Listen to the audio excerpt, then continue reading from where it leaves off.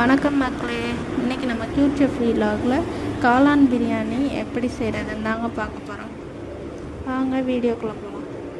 முதல்ல ஒரு ப்ரெஷர் குக்கரை அடுப்பில் வச்சுக்கோங்க. அதை நல்லா காய விடுங்க.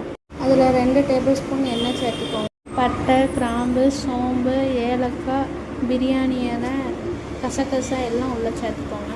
2 பெரிய வெங்காயத்தை கட் பண்ணி உள்ளே சேர்த்துக்கோங்க. அதை நல்லா பொன்னிறம் ஆகிற அளவுக்கு நல்லா வதங்க விட்டுக்கோங்க. அப்புறம் இதில் 2 தக்காளியை கட் பண்ணி சேர்த்துக்கோங்க. இஞ்சி பூண்டு விழுத உள்ளே சேர்த்துக்கோங்க. தேவையான அளவுக்கு உப்பு சேர்த்துக்கோங்க.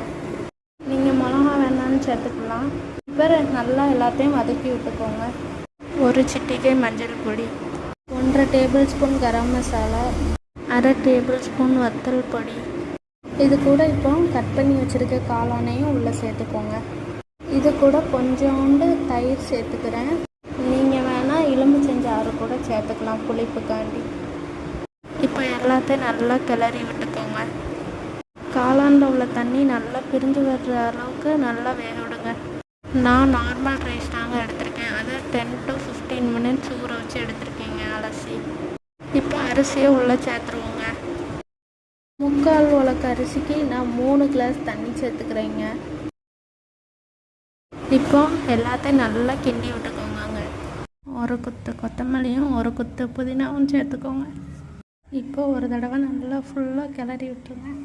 குக்கரை மூடி 2 விசில் விட்டு எடுத்துக்கோங்க. நம்மளோட காளான் பிரியாணி ரெடி. பார்க்கவே எவ்வளோ அழகாக இருக்குது பாருங்கங்க. இதை பார்க்கும்போதே அப்படியே வாயெல்லாம் எச்சி ஊறுதுங்க. இப்போ இதை நல்லா கிளறி விட்டுட்டு நம்ம சாப்பிட தயாராக வேண்டியதான். இந்த ரெசிபியை உங்கள் வீட்லேயும் ட்ரை பண்ணி பாருங்கள். ட்ரை பண்ணிட்டு எப்படி இருக்குன்னு கமெண்ட் பாக்ஸில் சொல்லுங்கள். இந்த வீடியோ பிடிச்சிருந்தா லைக் பண்ணுங்கள், ஷேர் பண்ணுங்கள், சப்ஸ்கிரைப் பண்ணுங்கள். Okay friends, tata, bye bye. நம்ம அடுத்த வீடியோவில் சந்திப்போம்.